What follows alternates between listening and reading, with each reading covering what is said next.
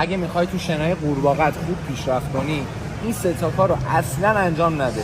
ببین موقعی که دستتو میخوای دایره کنی رو به طرفین بیش از حد دستتو باز نکن. ویدیو رو نگاه کن. خب بچه ها همینجور که داری مشاهده میکنی دست خیلی باز نمیشه.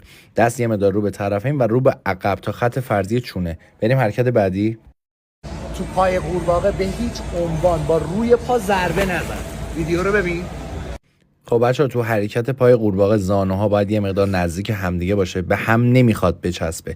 کف پا رو به طرفین و روی طرفین ضربه میزنیم جوری که یه دایره درست کنیم و در لحظه آخر حتما این نکته رو باید رعایت کنید که پنجه پاتون رو تا انتها بکشید و یه مکس خیلی کوچیکو داشته باشید. حرکت بعدی رو ببین. توی هواگیری دست قورباغه وقتی میخوای ضربه سر بزنی سعی کن با پیشونی ضربه سر بزنی. ببین ویدیو رو ببین. اینم از ضربه سر